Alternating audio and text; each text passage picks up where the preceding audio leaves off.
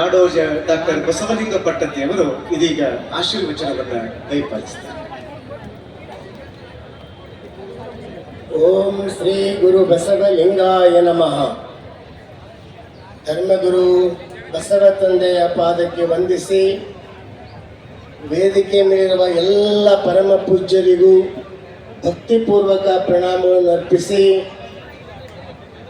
ಸನ್ಮಾನ್ಯರಾದ ಮಾನ್ಯ ಮುಖ್ಯಮಂತ್ರಿಗಳಾದ ಸಿದ್ದರಾಮಯ್ಯನವರಿಗೂ ಶರಣಾರ್ಥಿಗಳನ್ನು ಅರ್ಪಿಸಿ, ಎಂ.ಬಿ. ಪಾಟೀಲ್ ಆದಿಯಾಗಿ ಎಲ್ಲ ಮಾನ್ಯ ಮಂತ್ರಿಗಳಿಗೂ ತಮ್ಮೆಲ್ಲರಿಗೂ ಸರ್ವರಿಗೂ ಶರಣಾರ್ಥಿಗಳು. ಬಂಧುಗಳೇ, ಇವತ್ತ ಈ ಜನಸಾಗರ ನೋಡಿದ್ರೆ, ಈ ಬಸವ ಭಕ್ತಿ ಸಾಗರ ನೋಡಿದ್ರೆ, ಬಸವ ಕಲ್ಯಾಣದಲ್ಲಿ ನಾವು ಕಾವ್ಯದಲ್ಲಿ ಪುರಾಣದಲ್ಲಿ ಓದ್ತಿದ್ದೀವಿ. ಅಲ್ಲಿ ವರ್ಷಕ್ಕೊಮ್ಮೆ ಗಣಪರ್ವಕ್ಕ 1,96,000 ಗಣಗಳು ಸೇರ್ತಿದ್ರಂತ. ಅಂಥ ಬಸವ ಕಲ್ಯಾಣದ ಮಹಾಮನೆ ಅನುಭವ ಮಂಟಪವೇ ಬೆಂಗಳೂರಿಗೆ ಬಂದದ ಅಂತ ಅನಿಸ್ತಾ ಇದೆ.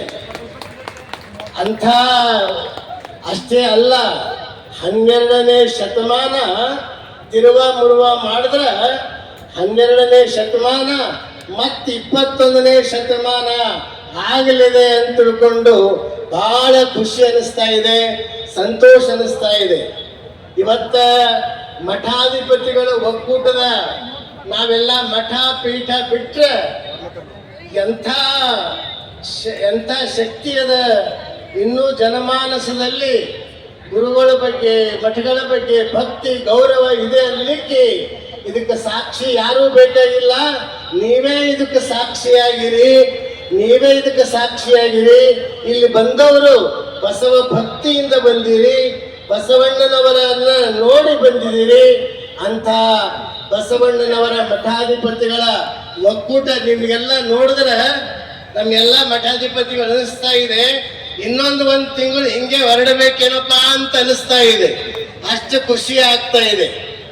ಬಂಧುಗಳೇ, ಇವತ್ತ ಮಾನ್ಯ ಮುಖ್ಯಮಂತ್ರಿಗಳನ್ನ ನೋಡಿದ್ರೆ ನನಗೊಂದು ಮಾತು ನೆನಪಿಗೆ ಬರ್ತಾ ಇದೆ.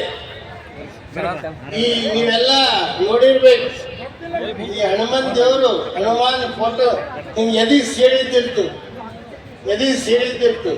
ಅಲ್ಲಿ ಒಳಗ ರಾಮ ಲಕ್ಷ್ಮಣ್ ಕಾಣ್ತಾರೆ. ಬಹುತೇಕ ಸಿದ್ದರಾಮಯ್ಯನವರು ಎದಿಯೊಳಗೆ ನೋಡಿದ್ರೆ ಅಲ್ಲಿ ಬಸವಣ್ಣ ಕಾಣಿಸ್ತಾರೆ, ನಮ್ಗೆಲ್ಲ ಬಸವಣ್ಣ ಕಾಣಿಸ್ತಾರೆ. ಯಾಕಂದ್ರೆ ಅಂತ ಅವರು ಅನೇಕ ಕಾರ್ಯಗಳನ್ನ ಬಸವ ಕಾರ್ಯ ಮಾಡಿದ್ದಾರೆ.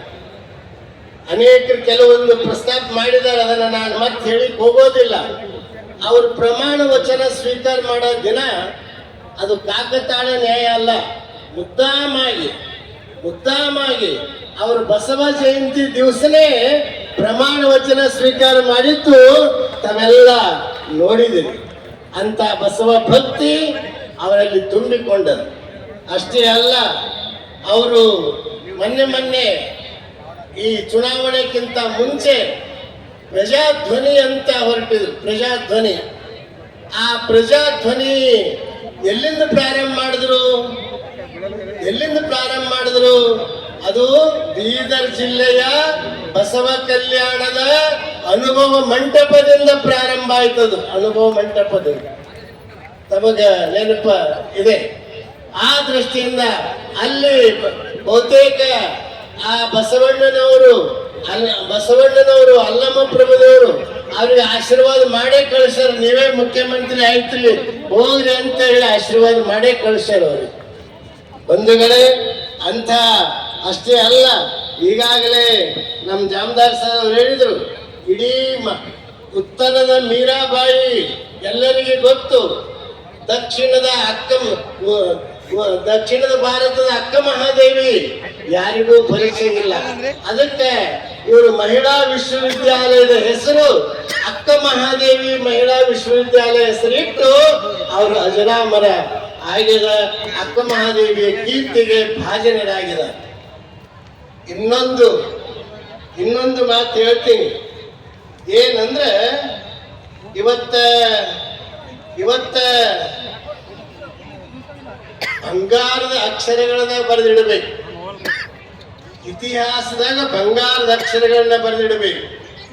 ಬಸವ ತತ್ವಕ್ಕ, ಬಸವ ಧರ್ಮಕ್ಕ, ಲಿಂಗಾಯತ ಸ್ವತಂತ್ರ ಮಾನ್ಯತೆಗೆ 12ನೇ ಶತಮಾನದ ನಂತರ 12ನೇ ಶತಮಾನದಲ್ಲಿ ಅನುಭವ ಮಂಟಪದಲ್ಲಿ ಮುದ್ರೆ ಬಿದ್ದಿತ್ತು. ಅನುಭವ ಮಂಟಪದಲ್ಲಿ ಮುದ್ರೆ ಬಿದ್ದಿತ್ತು ಸ್ವತಂತ್ರ ಧರ್ಮ ಅಂತ. ಆ ನಂತರ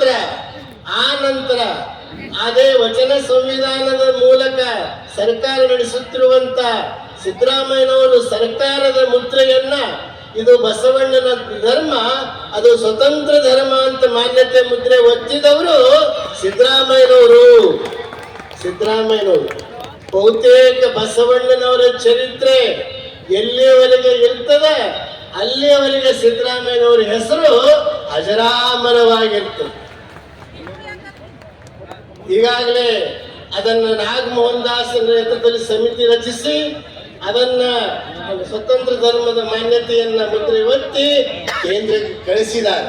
ಅದು ಇಂದಲ್ಲ ನಾಳೆ ಅದು ಹಾಗೇ ಆಗ್ತದೆ ಎಂದು ಹುಸಿ ಹೋಗಲ್ಲ ಅನ್ನೋ ಮಾತನ್ನ ಈ ಸಂದರ್ಭದಲ್ಲಿ ನಾನು ನೆನಪು ಮಾಡ್ತಾ ಇದ್ದೀನಿ. ಬಂಧುಗಳೇ, ಹೆಚ್ಚು ವಿಷಯ ಹೇಳಂಗಿಲ್ಲ, ಸಮಯ ಬಹಳ ಕಡಿಮೆ ಇದೆ.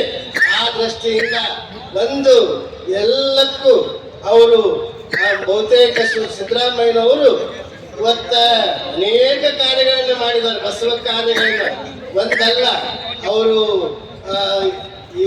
ಅವರು ಈಗಾಗಲೇ ಜಾಮದಾರ್ ಸರ್ ಅನೇಕ ಅವರು ಕಾರ್ಯಗಳನ್ನ ಮಾಡಿದ್ದು ಹೇಳಿದ್ದಾರೆ.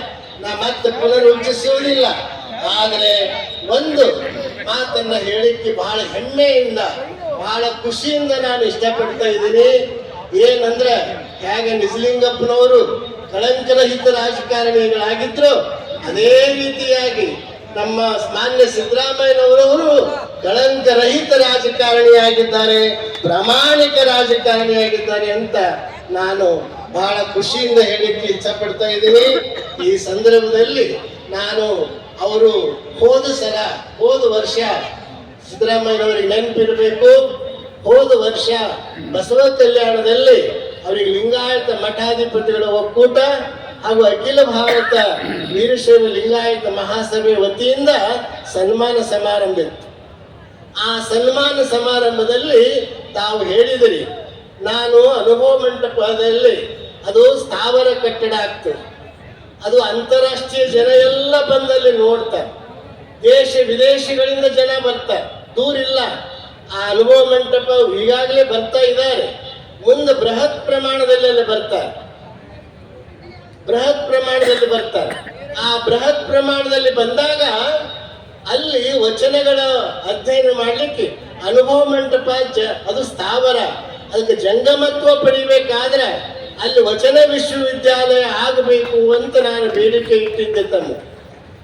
ಅದನ್ನ ತಾವು ಏನು ಹೇಳಿದ್ರಿ, ಈ ವರ್ಷ ಇಲ್ಲ, ಮುಂದಿನ ವರ್ಷ ನಾನು ಖಂಡಿತ ಮಾಡ್ತೀನಿ ಅಂತ ತಾವು ಹೇಳಿದಿರಿ. ತಾವು ಅದನ್ನ ಎಂದು ಹೇಳಿದನ್ನ ತಾವು ಮಾಡೇ ಮಾಡ್ತೀರಿ ಅಂತ ನನ್ನೆಲ್ಲ ಗುರುಗಳಿಗೆ ವಿಶ್ವಾಸ, ನಂಬಿಕೆ ಅದ. ಆದ್ರಿಂದ ಬಸವ ಕಲ್ಯಾಣದಲ್ಲಿ ವಚನ ವಿಶ್ವವಿದ್ಯಾಲಯ ಮಾಡಿದ್ರೆ ಅದು ದೇಶ ವಿದೇಶ ಅಂತಾರಾಷ್ಟ್ರೀಯ ಮಟ್ಟದಲ್ಲಿ ಅದು ಬೆಳೀತದೆ. ತಾವು ವಚನ ವಿಶ್ವವಿದ್ಯಾಲಯ ಕೂಡಲೇ ಬಜೆಟ್ ಬಹಳ ಬೇಕಂತಲ್ಲ, ಗಂಗಾ ನದಿ ಹುಟ್ಟಾಗ ಸಾಣದೇ ಹುಟ್ಟಿತು, ಬಹಳ ಸಾಣದಿತ್ತು, ಬರ್ತಾ ಬರ್ತಾ ಬರ್ತಾ ಬರ್ತಾ ಬೃಹತ್ ಆಯ್ತು. ತಾವು ಹೆಸರಿಟ್ಟರೆ ಸಾಕು, ಅದು ಮುಂದೆ ಬೆಳೆಯುವಾಗ ಬೆಳೀತದ, ಆಗ್ತದ. ಆದ್ದರಿಂದ ವಚನ ವಿಶ್ವವಿದ್ಯಾಲಯ ಅಂದ್ರೆ ಹೆಂಗೆ ಜನಪದ ವಿಶ್ವವಿದ್ಯಾಲಯ ಇದೆ, ಸಂಸ್ಕೃತ ವಿಶ್ವವಿದ್ಯಾಲಯ ಇದೆ, ಮತ್ತ ಸಂಗೀತ ವಿಶ್ವವಿದ್ಯಾಲಯ ಇದೆ, ಅದೇ ಮಾದರಿಯಲ್ಲಿ ವಚನ ವಿಶ್ವವಿದ್ಯಾಲಯವು ತಾವು ಮಾಡಬೇಕು, ಮಾಡ್ತೀನಿ ಅಂದಿದ್ದೀರಿ, ತಾವು ಮಾಡ್ತೀರಂತ ನಾವೆಲ್ಲ ನನ್ನ ಬಗ್ಗೆ ನಂಬಿಕೆ ಇದೆ. ಅಷ್ಟೇ ಅಲ್ಲ, ತಾವು ಅದು ಏನು ಎಲ್ಲ ವಿಶ್ವವಿದ್ಯಾಲಯದ ಅಫಿಲಿಯೇಷನ್ ಅದು ಏನೂ ಇರಂಗಿಲ್ಲ. ಅಲ್ಲಿ ಸಂಶೋಧನೆ, ಅಲ್ಲಿ ಚಿಂತನೆ, ಸಂಶೋಧನೆ ಅಲ್ಲಿ ನಡೀತದ. ಅದಕ್ಕೆ ವಚನ ವಿಶ್ವವಿದ್ಯಾಲಯ ತಾವು ಮಾಡೇ ಮಾಡ್ತೀರಿ ಅನ್ನುವಂಥ ನಂಬಿಕೆಯನ್ನ ನಾವು ಹೊಂದಿದ್ದೀವಿ. ತಾವು ವಚನ ವಿಶ್ವವಿದ್ಯಾಲಯ ಮಾಡಬೇಕು ಅಂತ ನಾನು ಕಳಕಳಿಯಿಂದ ಒಂದು ಮಾತನ್ನು ಕೇಳಿಕೊಂಡು, ತಾವು ವಚನ ವಿಶ್ವವಿದ್ಯಾಲಯ ಮಾಡಿದರೆ ಅದು ಇನ್ನೊಂದು ಇತಿಹಾಸ, ಹೊಸ ಇತಿಹಾಸ ಬರೆದಂತ ಆಗ್ತಾರೆ. ಸಾಂಸ್ಕೃತಿಕ ನಾಯಕ ಅಂತ ಬರೆದು ಇಡೀ ಭಾರತಕ್ಕೆ ಮಾದರಿ ತಾವಾಗಿದ್ದೀರಿ. ಅಷ್ಟೇ ಅಲ್ಲ, ಈ ವಚನ ವಿಶ್ವವಿದ್ಯಾಲಯವನ್ನು ಮಾಡಿದ್ರೆ ಅದು ಶರಣರಿಗೆ ಹತ್ಯೆ ಆಗ್ಯದ. ಅವ್ರಿಗೆ ಕೊಲೆ ಮಾಡಿದ್ದಾರೆ. ರಾಜಶಾಹಿ ಪುರೋಹಿತ ಶಾಹಿಗಳೆಲ್ಲ ಶರಣರ ಕಲ್ಯಾಣದಲ್ಲಿ ಹತ್ಯಾಕಾಂಡ ಆಗ್ಯದ. ಹಳೆಯ ಮದುವರಸಿ ಗಡೆಹುಟ್ಟಿ ಶಿಕ್ಷೆ ಆಗ್ಯದ. ಅವರ ರಕ್ತಕ್ಕೆ ಅವ್ರ ಬಲಿದಾನಕ್ಕೆ ಬೆಲೆ ಬರಬೇಕಾದ್ರೆ ಆ ವಚನ ವಿಶ್ವವಿದ್ಯಾಲಯ ಮಾಡಿ ಅವರ ಋಣವನ್ನು ನಾವು ತೀರಿಸಬೇಕು ಅಂತ ನಾನು ಕಳಕಳಿಯಿಂದ ಕೇಳಿಕೊಂಡು, ಬಂಧುಗಳೇ, ನಾನು ಹೆಚ್ಚು ವಿಷಯ ಹೇಳಂಗಿಲ್ಲ. ತಾವೆಲ್ಲ ಇದೇ ರೀತಿ ಬಸವ ಭಕ್ತ ಮಠಾಧಿಪತಿಗಳ ಒಕ್ಕೂಟ ಯಾವ ಜಿಲ್ಲೆಯಲ್ಲಿ ಹೋದ್ರೂ, ಯಾವ ನಗರದಲ್ಲಿ ಹೋದ್ರೂ ಉತ್ಸಾಹದಿಂದ ಹುಮ್ಮಸ್ಸಿನಿಂದ ಯಾರ ಹೆಸರು ಹೇಳ್ಬೇಕು, ಯಾರ ಹೆಸರು ಬಿಡಬೇಕು, ಎಲ್ಲ ಪ್ರತಿಯೊಂದು ಎಲ್ಲರಲ್ಲಿ ಅನೇಕ ಗುರುಗಳು ಆಯಾ ಜಿಲ್ಲೆದಾಗ ಸ್ವಾಗತ ಮಾಡಿದ್ದಾರೆ, ಅನೇಕರು ಮಾಡಿದ್ದಾರೆ. ಅವರೆಲ್ಲರಿಗೂ ಅಭಿನಂದನೆಯನ್ನ ನಾನು ತಿಳಿಸ್ತೀನಿ. ಮತ್ತು ಈ ಎಲ್ಲ ವಿವಿಧ ಸಂಘಟನೆಗಳನ್ನು ಸಮೇತ ನಮ್ಗೆಲ್ಲಾ ಸಂಘಟನೆಗಳು ಕೂಡಿಕೊಂಡು ಸ್ವಾಗತ ಮಾಡಿದ್ದಾರೆ. ಹಾಗೆ ಎಲ್ಲಾ ಜಿಲ್ಲೆದವರಿಗೆ ಅಭಿನಂದನೆಗಳನ್ನ ಸಲ್ಲಿಸಿ, ಇವತ್ತ ನಮ್ಮ ಪಾಟೀಲ್ರು MB ಪಾಟೀಲ್ರು, ನಮ್ಮ ಸಿದ್ದೇಶ್ವರಪ್ಪರು ಹೇಳ್ತಿರು, MB ಪಾಟೀಲ್ರು ಬಿಜಾಪುರ ಭಗೀರಥದ ಗಂಗೆಯನ್ನೇ ಹರಿಸಿದಾರ. ನೀರಂದ್ರೆ ಪಾಟೀಲ್ರಂದ್ರು ನೀರು ಅನ್ನುವಂತ ಮಾತನ್ನ ಹೋದಾಗ ಒಂದೊಂದ್ಸಲ ನಾನು ಹೇಳಿದ್ದು ಕೇಳಿನಿ. ಅಂತ ಪಾಟೀಲ್ರು ಇವತ್ತು ಬಸವ ನಿಷ್ಠೆಯನ್ನ ಅಷ್ಟೇ ಅಲ್ಲ, ಇನ್ನೊಂದು ಕಾರ್ಯ ಮೆಚ್ಚಬೇಕು. ಹಳಕಟ್ಟಿಯವರನ್ನ ಶಾಶ್ವತವಾಗಿ ಉಳಿಸಿದವರು ಯಾರಾದ್ರೂ ಇದ್ರೆ ಅವ್ರು MB ಪಾಟೀಲ್ರು ಅಂತ ನಾನು ಬಹಳ ಪೂರ್ವಕವಾಗಿ ಅವರಿಗೆ ಅಭಿನಂದನೆಗಳನ್ನ ಹೇಳ್ತೀನಿ. ಅಂತ ಪಾಟೀಲ್ರಿಗೂ ಮತ್ತು ಮಾನ್ಯ ಮುಖ್ಯಮಂತ್ರಿಗಳಿಗೂ ಶರಣಾರ್ಥಿಗಳನ್ನ ಹೇಳಿ ಮತ್ತೊಮ್ಮೆ ಎಲ್ಲರಿಗೂ ಶರಣಾರ್ಥಿಗಳನ್ನ ಹೇಳಿ, ಮಾನ್ಯ ಮುಖ್ಯಮಂತ್ರಿಗಳು ವಚನ ವಿಶ್ವವಿದ್ಯಾಲಯ ಬಗ್ಗೆ ಅವರು ಅವಶ್ಯವಾಗಿ ಮಾಡ್ತಾರಂತ ನಾವೆಲ್ಲರೂ ನಂಬಿ, ಎಲ್ಲ ಸಚಿವರು ಶಾಸಕರು ಇಲ್ಲಿ ಬಂದಿದ್ದಾರೆ. ಆ ಎಲ್ಲರಿಗೂ ನಾನು ಎಲ್ಲಾ ಮಠಾಧಿಪತಿಗಳ ಒಕ್ಕೂಟದಿಂದ ಅವರಿಗೆ ಅಭಿನಂದನೆಗಳನ್ನ ಹೇಳ್ತೀನಿ, ಧನ್ಯವಾದಗಳನ್ನ ಹೇಳ್ತೀನಿ. ಅದಕ್ಕೆ ಎಲ್ಲ ಪರಮ ಪೂಜ್ಯರು ಬಹುತೇಕ ಇತಿಹಾಸದಲ್ಲಿ ಇವತ್ತಿನ ಮಠಾಧಿಪತಿಗಳ ಸಂಖ್ಯೆ ನೋಡಿದ್ರೆ ಈ ಶತಮಾನದ ವೈಶಿಷ್ಟ್ಯ ಏನಾದರೂ ಇದ್ರೆ ಅದು ಮಠಾಧಿಪತಿಗಳ ಸಮಾಗಮ ಅಂತ ನಾನು ಹೇಳಿಕ್ಕೆ ಇಚ್ಛಾ ಪಡ್ತಾ ಇದ್ದೇನೆ. ಬಹುತೇಕ ಯಾವ ವೇದಿಕೆ ಮೇಲೂ ಇಷ್ಟೊಂದು ಬೃಹತ್ ಪ್ರಮಾಣದಲ್ಲಿ ಮಠಾಧಿಪತಿಗಳನ್ನ ನಾನಂತೂ ನನ್ನ ಜೀವನದಾಗ ಕಂಡಿಲ್ಲ. ಅದು ಮೊಟ್ಟ ಮೊದಲು ಈ ಬೆಂಗಳೂರು ಮಹಾನಗರದಲ್ಲಿ ಈ ಮಠಾಧಿಪತಿಗಳ ಒಕ್ಕೂಟದ ಸಮಾರಂಭದಲ್ಲಿ ಎಷ್ಟೊಂದು ಬೃಹತ್ ಸಂಖ್ಯೆಯಲ್ಲಿ ಎಲ್ಲ ಪೀಠದ ಬಸವಣ್ಣನವ್ರ ಹೆಂಗ ಇವನಾರ ಅಂಬಿಗರ ಚೌಡಯ್ಯ, ಹಡಪದ ಅಪ್ಪಣ್ಣ ಎಲ್ಲರ ಹೆಂಗ ಹಿಂಬಿಟ್ಕೊಂಡು ಹೋಗಿರೋ ಎಲ್ಲರೂ ಮಠಾಧಿಪತಿಗಳಿಗೆ ಸೇರಿದ್ದಾರೆ. ಅವರೆಲ್ಲರಿಗೂ ನಾನು ಶರಣಾರ್ಥಿಗಳನ್ನ ಹೇಳಿ ಅಭಿನಂದನೆಗಳನ್ನ ಹೇಳಿ ನಾನು 4 ಮಾತುಗಳನ್ನ ಮುಕ್ತಾಯ ಮಾಡ್ತೀನಿ. ಎಲ್ಲರಿಗೂ ಶರಣಾರ್ಥಿಗಳು. ಆಶೀರ್ವಚನವನ್ನು ದಯಪಾಲಿಸಿದ ಪಾಲ್ಕಿಯ ಪರಮ ಪೂಜ್ಯರಿಗೆ ಶರಣಾರ್ಥಿಗಳನ್ನು ಹೇಳ್ತಾ ಬಹಳ ಮುಖ್ಯ ಘಟ್ಟದಲ್ಲಿ ನಾವಿದ್ದೇವೆ. ಈಗ ಭಾಲ್ಕಿ ಅಪ್ಪ ಅವರು ಒಂದು ಮಾತನ್ನು ಹೇಳಿದರು, ಯಾರು ಈ ನೆಲದಲ್ಲಿ ನಿಜವಾಗಿರುವಂತ ಅದ್ಭುತ ಮಹಾಕಾರ್ಯ ಮಾಡಿ ಬಸವ ಭಕ್ತಿಯನ್ನು ಬೆಳೆಸಿದವರು ಯಾರು ಅನ್ನೋದು ತಮ್ಮ ಗಮನಕ್ಕೆ ತಂದ್ರು. ನಾವು ಅಭಿಮಾನ ಪಡಬೇಕು. ಲಕ್ಷ ಜನ ಎಂತೆಂಥವರ ಇರೋದು ಮುಖ್ಯ ಅಲ್ಲ, ಕೇವಲ 3 ಜನ ತೀರೋದಾತ್ತ ಇರುವಂತ ಶರಣ ಶಕ್ತಿ ಸಾಕು ಅನ್ನುವಂತ ಶರಣ ಚೇತನ ಮಾತುಗಳು ಹೇಳಿದ ಹಾಗೆ ಈ ನಾಡಿನಲ್ಲಿ ನೀರಾವರಿಗಾಗಿ, ಅಭಿವೃದ್ಧಿಗಾಗಿ, ಮೈ ಮನಗಳಲ್ಲಿ ಬಸವಣ್ಣನನ್ನೇ ತುಂಬಿಕೊಂಡಿರುವಂತ ಒಬ್ಬ ಅಪರೂಪದ ಜನಪ್ರತಿನಿಧಿ ಯಾರಾದ್ರೂ ಇದ್ರೆ ಅದು ನಿಮ್ಮಾಗಿಂದ ಹೇಳಬೇಕು.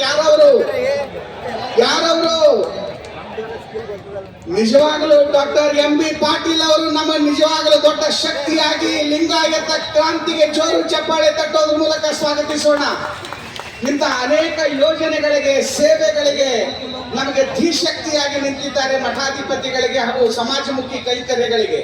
ಅಂತ ಒಂದು ದಾಸೋಹ ಮೂರ್ತಿ, ಸೇವಾ ಕೀರ್ತಿ, ಬಸವ ಭಕ್ತರ ಅಖಂಡರ ಧೀರೋದಾತ್ತ ಶಕ್ತಿಯಾಗಿರುವಂತಹ ಡಾಕ್ಟರ್ MB ಪಾಟೀಲ್ ಅವರು ನಮ್ಮನ್ನೆಲ್ಲ ಉದ್ದೇಶಿಸಿ ತಮ್ಮ ನುಡಿಗಳನ್ನು ಹಂಚ್ಕೋಬೇಕು ಹಾಗೆ ಅಂತ ಹೇಳಿ ನಾನು ಕೇಳ್ಕೊಳ್ತೇನೆ. ಕೆಲವು ನಿಮಿಷಗಳು ತಾವು ನಮ್ಮೊಟ್ಟಿಗೆ ತಮ್ಮ ಮಾತುಗಳನ್ನು ಹಂಚ್ಕೋಬೇಕು.